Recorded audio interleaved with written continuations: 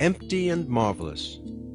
The opening words of the oldest Zen poem say that the perfect way, Tao, is without difficulty, save that it avoids picking and choosing. Only when you stop liking and disliking will all be clearly understood. A split hair's difference, and heaven and earth are set apart. If you want to get the plain truth, be not concerned with right and wrong. The conflict between right and wrong is the sickness of the mind. The point is not to make an effort to silence the feelings and cultivate bland indifference. It is to see through the universal illusion that what is pleasant or good may be wrested from what is painful or evil. To see this is to see that good without evil is like up without down, and that to make an ideal of pursuing the good is like trying to get rid of the left by turning constantly to the right. One is therefore compelled to go around in circles. Zen is a liberation from this pattern, and its apparently dismal starting point is to understand the absurdity of choosing, of the whole feeling that life may be significantly improved by a constant selection of the good. One must start by getting the feel of relativity, and by knowing that life is not a situation from which there is anything to be grasped or gained, as if it were something which one approaches from outside, like a pie or a barrel of beer. To succeed is always to fail, in the sense that the more one succeeds in anything, the greater is the need to go on succeeding. To eat is to survive, to be hungry. The illusion of significant improvement arises in moments of contrast, as when one turns from the left to the right on a hard bed. The position is better so long as the contrast remains, but before long the second position begins to feel like the first, so one acquires a more comfortable bed and, for a while, sleeps in peace. But the solution of the problem leaves a strange vacuum in one's consciousness, a vacuum soon filled by the sensation of another intolerable contrast, hitherto unnoticed, and just as urgent, just as frustrating as the problem of the hard bed. Zen does not take the attitude that it is so futile to eat when hungry that one may as well starve, nor is it so inhuman as to say that when we itch we should not scratch. Disillusionment with the pursuit of the good does not involve the evil of stagnation as its necessary alternative, for the human situation is like that of fleas on a hot griddle. None of the alternatives offer a solution, for the flea who falls must jump, and the flea who jumps must fall. Choosing is absurd because there is no choice. And from this point of view one can see the sun in the midst of the rain, scoop clear water from the heart of the fire. But the viewpoint is not fatalistic. It is not simply submission to the inevitability of sweating when it is hot, shivering when it is cold, eating when hungry, and sleeping when tired. Submission to fate implies someone who submits, someone who is the helpless puppet of circumstances, and for Zen there is no such person. The duality of subject and object, of the knower and the known, is seen to be just as relative, as mutual, as inseparable as every other. We do not sweat because it is hot. The sweating is the heat. It is just as true to say that the sun is light because of the eyes as to say that the eyes see light because of the sun. The viewpoint is unfamiliar because it is our settled convention to think that heat comes first, and then, by causality, the body sweats. To put it the other way around is startling, like saying cheese and bread instead of bread and cheese. Thus the Zen Rinkushu says, "Fire does not wait for the sun to be hot, nor the wind for the moon to be cool." This shocking and seemingly illogical reversal of common sense may perhaps be clarified by the favorite Zen image of the moon in the water. The phenomenon moon in the water is likened to human experience. The water is the subject, and the moon the object. When there is no water, there is no moon in the water, and likewise when there is no moon. But when the moon rises, the water does not wait to receive its image, and when even the tiniest drop of water is poured out, the moon does not wait to cast its reflection. For the moon does not intend to cast its reflection, and the water does not receive its image on purpose. The event is caused as much by the water as by the moon, and as the water manifests the brightness of the moon manifests the clarity of the water. To put it less poetically, human experience is determined as much by the nature of the mind and the structure of its senses as by the external objects whose presence the mind reveals. Men feel themselves to be victims or puppets of their experience because they separate themselves from their minds, thinking that the nature of the mind-body is something involuntarily thrust upon them. They think that they did not ask to be born, did not ask to be given a sensitive organism to be frustrated by alternating pleasure and pain. But Zen asks us to find out who it is that has the mind, and who it was that did not ask to be born before father and mother conceived us. Thence it appears that the entire sense of subjective isolation, of being the one who was given a mind, and to whom experience happens, is an illusion of bad semantics. For there is no myself apart from the mind-body, which gives structure to my experience. It is likewise ridiculous to talk of this mind-body as something which was passively and involuntarily given a certain structure. It is that structure, and before the structure arose, there was no mind-body.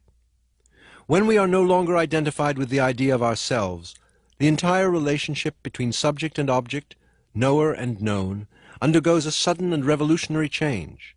It becomes a real relationship, a mutuality in which the subject creates the object just as much as the object creates the subject. The knower no longer feels himself to be independent of the known. The experiencer no longer feels himself to stand apart from the experience. Consequently, the whole notion of getting something out of life, of seeking something from experience, becomes absurd. To put it in another way, it becomes vividly clear that in concrete fact I have no other self than the totality of things of which I am aware.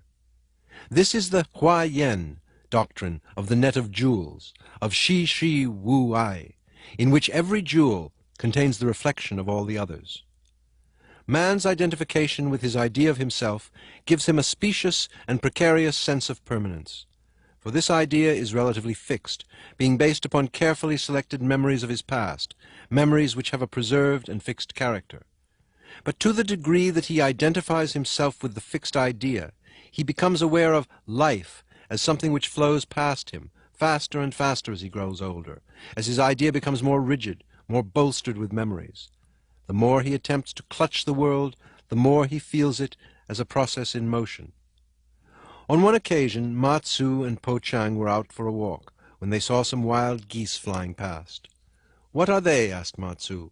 "They're wild geese," said Po Chang. "What are they doing?" demanded Ma Tzu. Po Chang replied, "They've already flown away." Suddenly Ma Tzu grabbed Po Chang by the nose and twisted it so that he cried out in pain. "How," shouted Ma Tzu, "could they ever have flown away?" This was the moment of Po Chang's awakening. The relativity of time and motion is one of the principal themes of Dogen's Shobogenzu, where he writes, "If we watch the shore while we are sailing in a boat, we feel that the shore is moving. But if we look nearer to the boat itself, we know then that it is the boat which moves. When we regard the universe in confusion of body and mind, we often get the mistaken belief that our mind is constant. But if we actually practice Zen and come back to ourselves, we see that this was wrong. When firewood becomes ashes, it never returns to being firewood. But we should not take the view that what is latterly ashes was formerly firewood. What we should understand is that according to the doctrine of Buddhism, firewood stays at the position of firewood. There are former and later stages, but these stages are clearly cut. It is the same with life and death. Thus we say in Buddhism that the unborn is also the undying.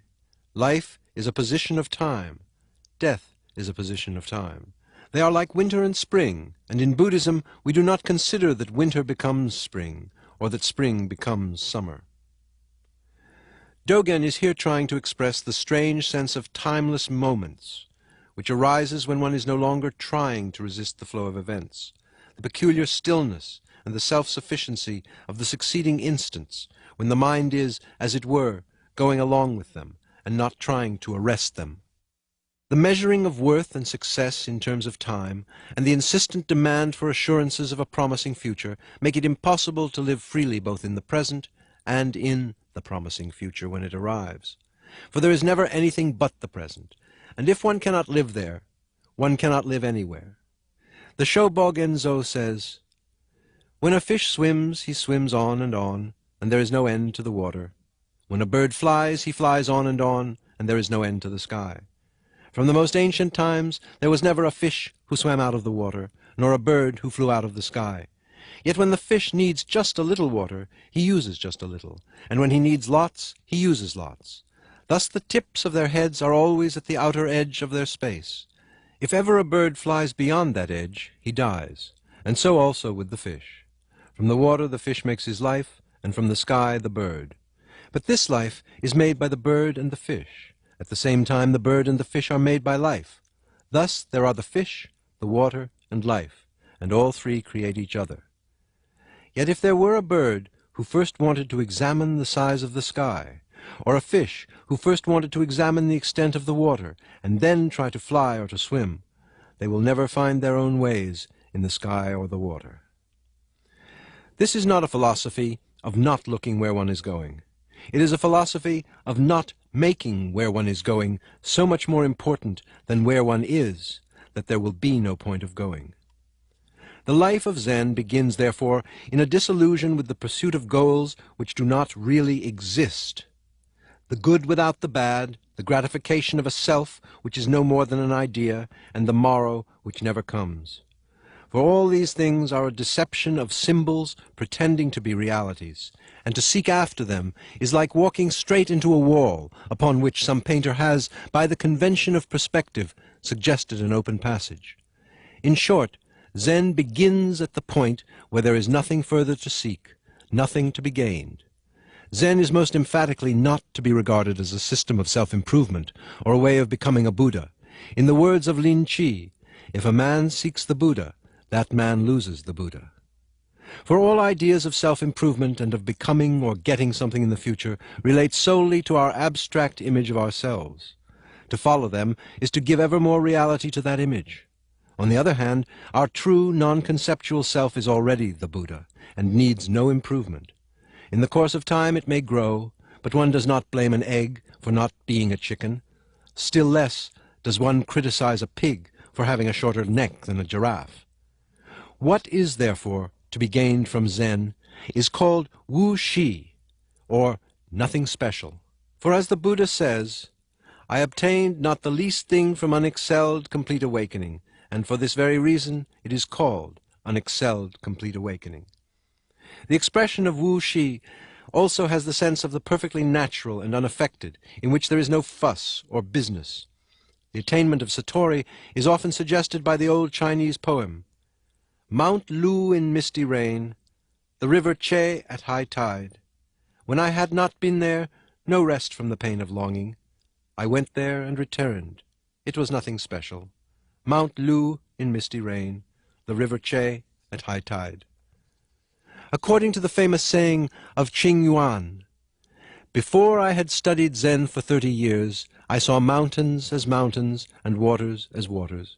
When I arrived at a more intimate knowledge, I came to the point where I saw that mountains are not mountains, and waters are not waters. But now that I have got its very substance, I am at rest.